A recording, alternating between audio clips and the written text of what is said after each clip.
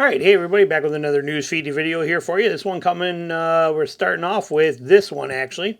So here's what we're kicking off with. Car Scoop, Stellantis pauses Jeep Wrangler and Grand Cherokee production as inventory swells. I don't understand what Stellantis keeps doing here, but it says it's unclear how many days of production of two popular models was paused. Stellantis says it was taking necessary actions to improve operations in the U.S. market. The company's sales plummeted 21% across the first half of 2024. Jeep quietly halted production of the Ranger and the Grand Cherokee in the U.S. The past week. The reason for it is simply because they got too many. They cannot get this through their head. I don't understand why Tavares cannot understand that the prices are too high. Nobody wants to pay these prices. And so these Jeeps, Ram, and other Stellantis vehicles, they sit there. They're not moving. And they're blaming it on all kinds of different things. And they didn't time the market right. And they didn't say, no, it's one simple problem. Okay, your price is too high. Dealers and analysis blame the company's begrudging inventories on high prices and few promotions than its rivals. That's what it comes down to. Their prices are just stupid high for what they are, and he won't get it. Tavares doesn't get it. None of the Stellantis CEOs and big wigs up there in the suits get it. They keep thinking that there's a way to solve this and keep the prices high. There is not. There is no way. The only way that Jeep and Ram and all these companies survive is if they lower the prices. They just don't understand it. They went up something like 50%, 50 something percent since 2019, the highest of any auto manufacturer there is today. And they wonder why they can't sell anything. It just blows my mind that we're still seeing articles on this. It says right here, the conglomerate sales have dropped 21% across the United States through the first half of the year. Despite small increase across the industry as a whole, its overall market share slipped 2% as a result. They're failing. Their prices are too high. And yet we still get stuff like this, like, oh, they paused production. Of course they did. They can't sell what they already have. It's just getting out of hand, and yet they just don't care. I don't understand it. Here we go. This one. We are going to do a comparison here. They did for us on CarBuzz. Off-road family SUV comparison to 25 Armada and a 25 Sequoia here between the two of them. So quick look at them. You look at them here. Base price. You can see that the Armada is cheaper than a Sequoia's base price. You got a twin turbo 3.5 in the Armada, and you got a twin turbo hybrid option in the Sequoia. Both are rear-wheel drive. You got a 9-speed automatic and a 10-speed. You got 425 horse versus 437 horse. 516 foot-pounds of torque versus 583 pound-feet of torque. And they're going to go through some of the stuff on here. As far as looks go, man, it's a tough call because I really do like the look of this Pro 4X a lot. Okay, I mean, for my style, I really like the looks of the Armada. Jesus, like I said, people give me crap for that. You can't live in southeast Michigan without knowing Armada. It's a town there. It's not Armada, it's Armada. You live next door to it for 25 years, you pretty much call it Armada or Armada all the time. The Armada, that Pro 4X is awesome, and yet so is the Sequoia's good looking. They're both really rugged, good looking SUVs. There's no doubt about it. I like the look of both of them a lot. Not a big fan of the Platinum Edition. Again, not my taste. I much prefer the Pro 4X version, but kind of interesting here. And so here's the size differences in them. I found this pretty interesting. Now, they are basing it on a 2024 Sequoia, which is the same thing as a 2025. But the Sequoia or the Armada is a little bit longer, just a smidge. It is also just a smidge taller or wider, and it is a smidge taller. It has a smidge bigger wheelbase, and it has 1 inch more ground clearance. So pretty interesting there when you look at the size and you compare these two together. Both of them are very aggressive looking vehicles. You can read that if you want to. The motors in them, 3.4 twin turbo for the Sequoia, and it's hybrid versus 3.5 twin turbo for the Armada. We just talked about that stuff and the specs in here. But look at even here we got basically 12 more horsepower, and we got 70 foot-pounds, almost 70 foot-pounds more of torque, and we only get a 0.2 second difference in 0 to 60 on there. Kind of interesting. So in my opinion, realistically, you're not going to feel any power difference between these two. Gas mileage wise, they do got some differences there. We'll cover that. Towing specs, the Sequoia wins 9,500 pounds, wins by 1,000 pounds on there, so you get that option right there.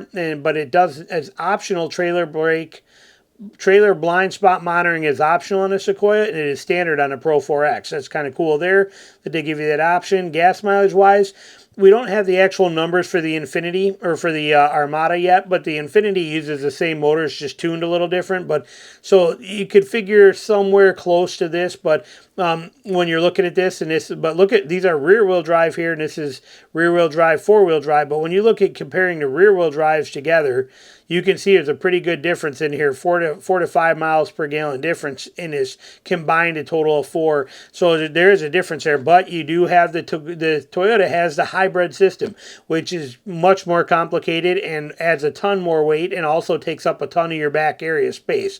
So you got to kind of keep that into consideration. Pro 4X takes on a TRD Pro. And here you go right here, some off-road ground clearance numbers, 8.6 for the Sequoia and 9.6 for the Armada. Look at the off-road angles, though. 23 degrees versus 34 degree approach. 20 degree versus 25 degree, almost 24.3 on the departure angle. Breakover angle, 18 degrees versus 25.3. So this Armada Pro 4X would crush this thing in most off-road uses. That's pretty amazing here that those numbers are that good for this. Pretty awesome. Special features here on this, on the Sequoia, you do get you get all the on a TRD Pro, you're getting all the fancy TRD Pro stuff. You're getting the Fox shocks. You're going to get the solid rear axle, locking rear diff. You're going to get the crawl control. All that kind of stuff is going to come with this. Same with the Pro 4X, though. You're going to get the rear locker. You're going to get the drive modes. You're going to get it's got adaptive air suspension. You're going to get the hill descent. You're going to get invisible hood view. You're going to get all these cool features. So off-road wise, I think the Armada pretty much wins here. Interior wise, the Sequoia wins for me hands down. Look at this interior. The interior on this thing is nice and I like the look. I do not like that this is still the Sequoia here. I'm not a fan of the Frontier interior, not even remotely a fan. I don't like this weird cockpit feel to this with this high all the way through center. I don't like this at all. And I'm not a fan of the digital gauge clusters at all. As a matter of fact, my Gladiator right now currently has a recall. They got to replace the whole instrumentation cluster in there because it can go out. And when it goes out, you can't see nothing. Okay, this stuff just gets annoying. The little square one in the middle. I'd still have my speed. I'd still have my fuel gauges. I'd still have everything so I could still drive. That happens in one of these, you're done. You're not driving. And it's pretty sad. Here, you can see at least got two separate things. These ones here, like I said, when you go the other way, they seem more connected. This is all one big panel. This thing goes out, you lose everything. At least here, like I said, they're at least two separate, even though they are still digital, and I cannot stand digital dashes. But there it is right there. And choices for here, 14-inch in the Sequoia for the infotainment, 14.3 for the Armada, 12.3, 12.3 in a cluster, 7 to 8 seating stuff. You can see the Armada wins in basically space on the inside, usable space as well too by the numbers, except for shoulder room and hip room. That's where the Sequoia kind of wins a little bit. Cargo area behind the seats is basically crushed by the Armada. Does a much better job. And price-wise, base price, capstone, highest trim, you can kind of see, and you're going to save minimum of about $10,000 on your higher trims and things like that with the Armada. So here's interesting little rundown between the two of them. Hope you liked it, found it interesting. Two great full-size family off-road SUVs. Now this one right here. Nissan Frontier driver finds missing frame welds on certified pre-owned truck. Rare, but something worth watching. It slipped by. I found it pretty interesting. And then he had to battle to get this taken care of. But anyway, so he buys a 2023 Frontier 4x4 crew cab in Omaha, Nebraska. Had 14,000 miles on it. And he buys it 6 weeks after buying a truck. He starts to hear strange noises coming from underneath. The first thing I noticed was a squeak or rattle in the right front. The thought it was a bushing or something like that. So I didn't make an appointment right away. 2 weeks later, the right front noise, the steering wheel started making popping sounds. Both continuously got worse. So I scheduled an appointment, thinking probably a U-joint connecting the steering rod or something small in the right front. He took the picture into Sid Dillon Nissan, where techs found something that Woodhouse Place Nissan, where they bought it from, hadn't disclosed. Remember, certified pre-owned is supposed to have been checked over tremendously. A defective frame.